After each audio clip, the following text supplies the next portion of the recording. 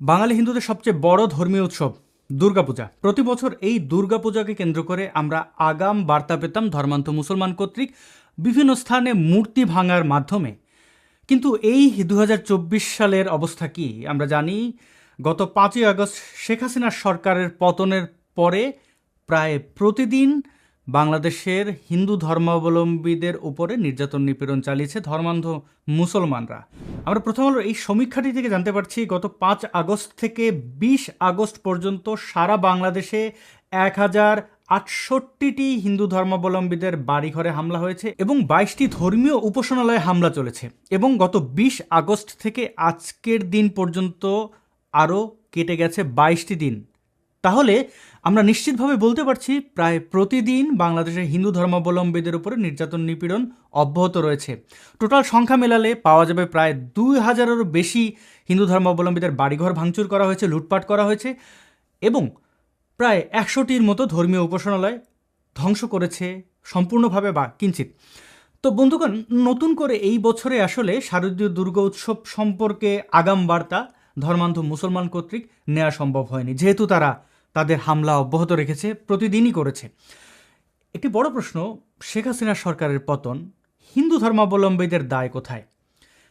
অনেক দুষ্টু মানুষ এবং কি বলি তাদেরকে, ব্যাকুব মানুষজন এই হামলার দায় এড়াতে গিয়ে কিছু উদ্ভট দাবি তুলেছে। তাদের মধ্যে অন্যতম জনপ্রিয় দাবিগুলো হচ্ছে হিন্দু ধর্মের অনুসারীদের বাড়িতে আসলে কেউ হামলা করে নাই, এগুলো এমনি এমনি ভেঙে গেছে, যেমন রাহুল আনন্দের বাড়িটি নাকি এমনি এমনি পুড়ে গেছিল। তেমনিভাবে বলা হয়েছে এই হিন্দুদের মধ্যে আসলে তার আওয়ামী লীগ করতো, অমুক নেতা তমুক নেতার কারণে তার বাড়িঘর ভাঙচুর করা হয়েছে। অথবা এমনও বলা হয়েছে যে এই ইউনূস সরকার বিরোধী এই হিন্দু ধর্মের এই বাড়িটি বা মুসলমানদের ধর্মীয় অনুভূতিতে আঘাত দিয়েছে অমুক ব্যক্তি, তাই তার বাড়িঘর ভাঙচুর লুটপাট জাস্টিফাইড। এরকম দুষ্টু কথাবার্তা, এরকম নির্বোধের বাক্যগুলো আমরা শুনে শুনে অভ্যস্ত হয়ে গেছি। সরকার কি বলছে? আমরা যদি অতীতের কথা ভাবি, শারদীয় দুর্গা উৎসবকে কেন্দ্র করে আওয়ামী লীগের এই যে দীর্ঘ একটা টাইম লাইন, 15 বছরের বেশি সময় ধরে ক্ষমতায়, তারা কি বলতো সংবাদ সম্মেলন করে? আমরা গত 4-5 বছরের স্মৃতিচারণ করতে গেলে এই চেহারাটি আমাদের সামনে ভেসে বেড়ায়। আসাদুজ্জামান খান কামাল, সাবেক স্বরাষ্ট্রমন্ত্রী, সংবাদ সম্মেলন করে বলছেন হিন্দু ধর্মাবলম্বীরা তাদের বাদ্যযন্ত্র নিয়ন্ত্রণ করতে হবে আজান এবং মুসলমানদের নামাজ চলাকালীন সময়। এখন অর্থাৎ এই ইউনূসের নেতৃত্বে যে অন্তর্বর্তীকালীন সরকার আছে, তাদের বক্তব্য কি? চলুন আমরা এই ভিডিওটি থেকে স্পষ্ট হই। ভিডিওটিতে যে ব্যক্তিকে আপনারা দেখতে পাচ্ছেন তিনি স্বরাষ্ট্র উপদেষ্টা এবং তিনি অবসরপ্রাপ্ত লেফটেন্যান্ট জেনারেল, তার নাম মোহাম্মদ জাহাঙ্গীর আলম চৌধুরী।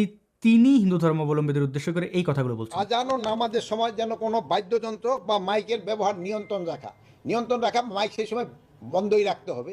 এটাও ভাই আমাদের সাথে মাইক বন্ধ রাখতে হবে। প্রথমে নিয়ন্ত্রণ শব্দটি ব্যবহার করেছেন, যেটি চর্বিত চর্বণ। সাবেক সরকার, আওয়ামী লীগ সরকারের মন্ত্রী এমপিদের এই ধরনের কথাবার্তা বলতে শুনেছি। তিনি এইবার এই সীমিত করা বা নিয়ন্ত্রণ করার কথা বলার পরেই বলেছেন নিয়ন্ত্রণ মানে কি, সীমিত মানে কি, বন্ধ রাখতে হবে। ভেবে দেখেছেন বাংলাদেশে হিন্দু ধর্মাবলম্বীদের অধিকার কোন পর্যায়ে চলে গেছে? বাদ্যযন্ত্র নিয়ে অনেকেই বলতে পারেন ওটা না বাজালেই কী হয়, কিন্তু হিন্দু ধর্মাবলম্বীদের ধর্মীয় উৎসব পূজা পার্বণে বাদ্যযন্ত্র অবশ্যই প্রয়োজন রয়েছে। এটাকে বাদ দিয়ে আপনি ধর্মীয় উৎসব করতে পারবেন না। ওতপ্রোতভাবে জড়িত বাদ্যযন্ত্র।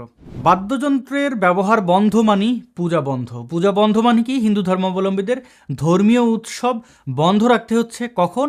যখন চিৎকার করে উচ্চ শব্দে আজান দেয়া হয় এবং আজানের পরে মুসলমানরা তাদের মসজিদে নামাজ পড়েন। মসজিদে নামাজ পড়ার ক্ষেত্রে বাদ্যযন্ত্র কেন বাধা হয়ে দাঁড়াবে? আপনি আপনার ধর্মীয় আচার বা বিধান পালন করবেন, অন্য ধর্মের ধর্মীয় উৎসব বন্ধ করে কেন? এই প্রশ্নের উত্তর নিশ্চয়ই মুসলমানরা দেবেন। পরে তিনি কি বলছেন শুনে নেওয়া যাক।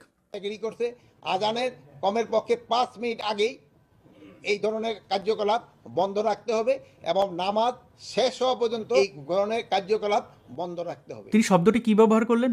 এই ধরনের কার্যকলাপ আজানের 5 মিনিট আগে থেকে বন্ধ রাখতে হবে। হিন্দু ধর্মাবলম্বীদের ধর্মীয় উৎসবকে তিনি বলছেন এই ধরনের কার্যকলাপ। আমরা এই শব্দটি নেতিবাচক বিষয়ে ব্যবহার করে থাকি। কেউ কোনো অপরাধ করলে আমরা কি বলি? তুমি এই ধরনের কার্যকলাপ বন্ধ করো। কেউ নেশা করলে কি বলি? এই ধরনের নেশা ভেশা ছেড়ে দিয়ে ভালো হয়ে যাও, সুস্থ হয়ে যাও। অবসরপ্রাপ্ত মিলিটারি উচ্চপদস্থ কর্মকর্তা হিন্দু ধর্মাবলম্বীদের উদ্দেশ্য করে এই শব্দটি ব্যবহার করতে পারেন কি? তার চেহারার দিকে তাকালে আপনি দেখতে পাবেন কপালে বেশ বড় দাগ রয়েছে। এই ধরনের দাগ কাদের থাকে আমরা জানি। তাকে কি আপনি ধর্মান্ধ মৌলবাদী মুসলমান বলবেন?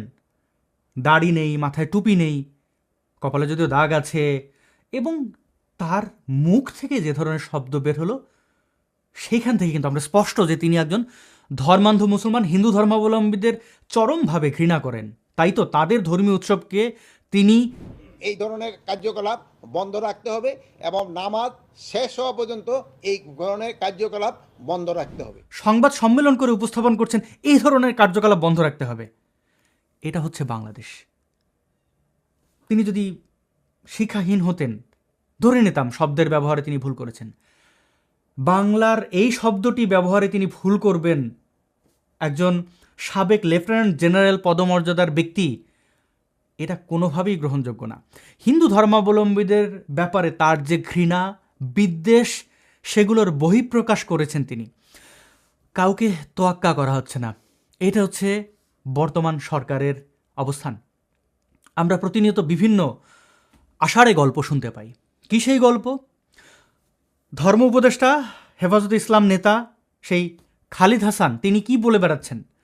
তিনি বলছেন এইবারকার দুর্গাপূজায় পাহারায় থাকবে মাদ্রাসার ছাত্ররা। মাদ্রাসার ছাত্ররা পাহারায় থাকতে হবে কেন? যেখানে মসজিদে পাহারা দিতে হয় না, সেখানে মন্দিরে কেন পাহারা দিতে হবে?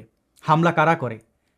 মন্দিরে পাহারা না বসিয়ে মাদ্রাসার শিক্ষার্থীরা যদি তাদের মাদ্রাসাকে পাহারা দিত, তাদের মসজিদকে পাহারা দিত, তার এলাকায় থাকা উগ্র ধর্মান্ধ মুসলমানটিকে পাহারা দিত, তাহলে কিন্তু কোনো ধরনের হামলা, ভাঙচুর, লুটপাটের ঘটনা আমরা দেখতাম না।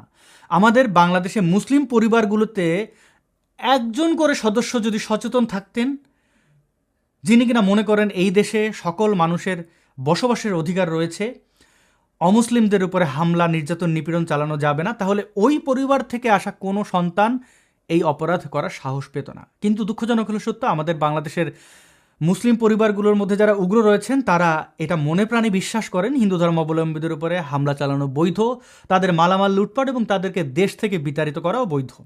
যেমনটা অনেকেই স্ট্যাটাস দিয়ে আবু তো আদনানের মতো মোল্লা মুন্সিরা জানান দিয়েছেন যে তারা এই ধরনের হামলা, ভাঙচুর, নির্যাতন, নিপীড়নের স্বপ্ন দেখছেন। যারা সেই স্বপ্ন এখন বাস্তবায়ন করছেন তাদেরকেও তারা সাধুবাদ দিচ্ছেন।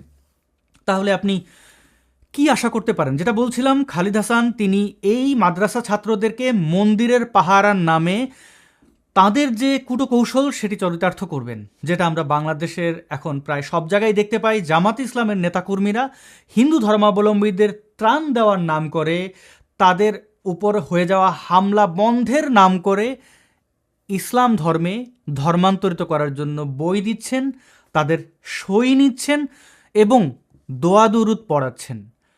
দেখুন তো, এই ভিডিওটি একজন হিন্দু ধর্মাবলম্বীকে আপনি দোয়া পড়াচ্ছেন, এটা কেমন চিত্র হতে পারে? আমরা কিছু অংশ দেখি। বলেন আসসালাতু বলেন সাল্লাল্লাহু আলাইহি ওয়াসাল্লাম। দেখলেন এই মানুষটি, অর্থাৎ হিন্দু ধর্মাবলম্বী ব্যক্তিটি উচ্চারণ করতে পারছেন না। এটা তো তার ধর্মীয় বিভিন্ন মন্ত্র বা কিছুই না, তাহলে তিনি কেন উচ্চারণ করবেন? আপনি একটু কল্পনা করুন তো, খুব দূরের উদাহরণ দেব না, ইসরায়েল আমি টানতে চাইছি না, ভারতের কথাই। কোনো একজন মুসলমানকে অনুকূল ঠাকুরের একটা মন্ত্র পড়ানো হচ্ছে এবং সেই মুসলমানটি দাড়িওয়ালা, টুপিওয়ালা বা সাধারণ কোনো খেটে খাওয়া মানুষ, তিনি উচ্চারণ করতে পারছেন না। আপনি যে ধর্মান্ধ মুসলমান, এই যে আপনি যে দেখছেন, আপনার তখন কেমন লাগবে? তখন তো আপনি অধিকারের ব্যাপারে খুব চিৎকার করবেন যে এটা মানবাধিকার লঙ্ঘন, এইভাবে একজন মুসলমানকে হিন্দু ধর্মের বিভিন্ন আচার আচরণ জোর করে করানো ঠিক হচ্ছে না। ঠিক তেমনিভাবে কি এই প্রশ্নটা করছেন একজন হতদরিদ্র মানুষ, গ্রামের সহজ সরল হিন্দু ধর্মাবলম্বী, তাকে আপনি এ ধরনের দোয়া দুরুদ পড়াচ্ছেন এবং সেটি ভিডিও ধারণ করে আপনার মতো উগ্র ধর্মান্ধদের মনোরঞ্জনের ব্যবস্থা করে দিচ্ছেন। একটি ধর্মের মানুষের জন্য এটা কত বড় অপমান। ধর্মমন্ত্রী কি এগুলো দেখেন না? মানে উপদেষ্টা মানিত মন্ত্রী, স্বরাষ্ট্র উপদেষ্টা বা স্বরাষ্ট্রমন্ত্রী যে ধরনের বক্তব্য দিলেন। এবার ধর্ম উপদেষ্টা বলছেন দুর্গাপূজায় আকাশে থাকবে হেলিকপ্টার এবং জলে থাকবে ডুবুরি। আপনাকে কোন হিন্দু ধর্মাবলম্বী আকাশে হেলিকপ্টার চেয়েছে, জলে ডুবুরি চেয়েছে? চেয়েছে আপনাদের গোত্রের যারা ধর্মান্ধ উগ্র, আপনাদের হেফাজতে ইসলামের নেতাকর্মীরা তো একই। মামুনুল হকের চিন্তাভাবনা কি, আপনার চিন্তাভাবনা কি, আমরা তো জানি। তো আপনি সেই জায়গাগুলোতে ওষুধ না দিয়ে আপনি বরং উল্টো এই হেলিকপ্টার ডুবুরির মাধ্যমে হিন্দু ধর্মাবলম্বীদের নিয়ে প্রহসন করে বেড়াচ্ছেন। এই অন্যায় কিন্তু মানুষ বেশি দিন মেনে নেবে না। আপনি ওয়াজ মাহফিলে কী ধরনের বক্তব্য দেন, কী ধরনের কথাবার্তা বলেন, সেই প্রসঙ্গ আজকে বা আমি নাই তুললাম, যদিও একটু অংশ দেখানো উচিত।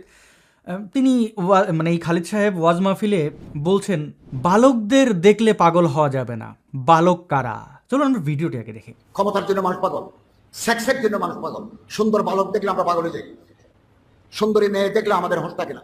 এই তিন জিনিস থেকে যদি উঠতে উঠতে পারি। মাদ্রাসায় প্রতিনিয়ত যে বলাৎকার হয়, এই বলাৎকারের কারণ হচ্ছে এই খালিদ হোসেনের দলের বা তার মতো বিভিন্ন পেশাজীবী মানুষ যারা নিজেদেরকে শিক্ষক বলে থাকেন মাদ্রাসা বা মক্তবের, সেই সকল শিক্ষকরা বালকদের, সুন্দর বালকদের দেখলে কি করে বুঝতে পারছেন? তারা আকৃষ্ট হয়। এটা পেডোফিলিয়া লক্ষণ। এবং সে সকল বাচ্চাদেরকে ধর্ষণ করে মাদ্রাসায় ফেলে, মসজিদে ফেলে। এবং সেই সকল শিক্ষার্থীদের অভিভাবকরা মোল্লা মুর্শিদের চেহারার দিকে তাকে ইসলামের বদনাম হবে এই বিবেচনায় এই অপরাধগুলোর বিচার সেভাবে করে না। 1000 ঘটনার মধ্যে বা 100 ঘটনার মধ্যে হয়তো আমরা 2-1টি ঘটনা দেখতে পাই। মিস্টার খালিদ, আপনার তো উচিত হিন্দু ধর্মাবলম্বীদের ধর্মীয় স্বাধীনতা রক্ষার পাশাপাশি মাদ্রাসার এই ধরনের শিক্ষার্থীদের জীবনের নিরাপত্তা দেওয়া, তাদেরকে ধর্ষণের হাত থেকে বাঁচানো। সেসব না বলে আপনি খুব ক্যাজুয়ালি কথাবার্তাগুলো ওয়াজ মাহফিলে বলে বেড়াচ্ছেন বালকদের দেখলে সিডিউস হওয়া যাবে না। সুন্দর বালক দেখলে আমরা পাগল হয়ে যাই। আপনার মূল জায়গায় অনুসন্ধান করা উচিত, সমস্যাগুলো চিহ্নিত করা উচিত। আপনারা তো চিহ্নিত করার জন্য ক্ষমতায় আসেননি, আপনাদের উদ্দেশ্য ভিন্ন। তবে জাতি আপনাদের ক্ষমা করবে না। যেভাবে এই দেশের মানুষের নিরাপত্তা বিঘ্নিত করছেন, খুব বেশি দিন আপনাদের এই ক্ষমতা থাকবে না। অনেকেরই প্রশ্ন থাকে যে বাংলাদেশে তো অনেক ধর্মের মানুষ আছেন, হিন্দু ধর্মাবলম্বীদের নিয়ে এত কেন কথা বলতে হবে, তাদের উপরে এত কেন হামলা হয়, তাদের কি খুব বেশি দোষ বা তাদের বোধহয় কোনো ঝামেলা আছে, তাই না? এই প্রশ্ন অনেকেরই মনে। একটু চলুন আমরা ভেবে দেখি, বাংলাদেশের ধর্মান্ধ মুসলমানরা, উগ্রবাদী সাম্প্রদায়িক মুসলমানরা হিন্দু ধর্মাবলম্বীদেরকে এই দেশের নাগরিক মনে করেন কি? উত্তর হচ্ছে না, তারা এই দেশের নাগরিক হিন্দু ধর্মাবলম্বীদের মনে করেন না। তারা মনে করেন হিন্দু ধর্মাবলম্বীদের বাড়ি বা দেশ হচ্ছে ইন্ডিয়া বা ভারত। এবং তারা নিজেরা যেভাবে সৌদি আরবকে পূর্ণভূমি মনে করেন বা অন্যান্য আরবের দেশগুলোকে নিজের দেশের চেয়ে বেশি ভালোবাসেন, 1971-এর রাজাকারেরা বাংলাদেশের নিজের ভূমির চেয়ে পাকিস্তানকে গুরুত্বপূর্ণ মনে করেছিল বলেই তো এই দেশের সাথে গাদ্দারি করেছিল, পাকিস্তানি হানাদার মিলিটারিদের সাহায্য করেছিল এই দেশের মুক্তিকামী মানুষদের হত্যা এবং এই দেশের নারীদেরকে ধর্ষণ করার ক্ষেত্রে। তো এরকম যুগ যুগ ধরে তারা প্রমাণ করে এসেছে তাদের কাছে নিজের দেশের চেয়ে বেশি গুরুত্বপূর্ণ তাদের সো কল্ড পূর্ণভূমি। তো যাই হোক, তারা যেমন মনে করে সেই কুৎসিত চিন্তা ভাবনা হিন্দু ধর্মাবলম্বীদের উপরে বাস্তবায়ন করতে চায়। মনে করে হিন্দুরা আসলে ভারতের নাগরিক, তাদের ভারতে চলে যাওয়া উচিত, এবং তাই তাদের উপরে নির্যাতন, নিপীড়ন, তাদের মানে নিষ্পেষিত করে রাখাটা যৌক্তিক এবং বৈধ। না, এটা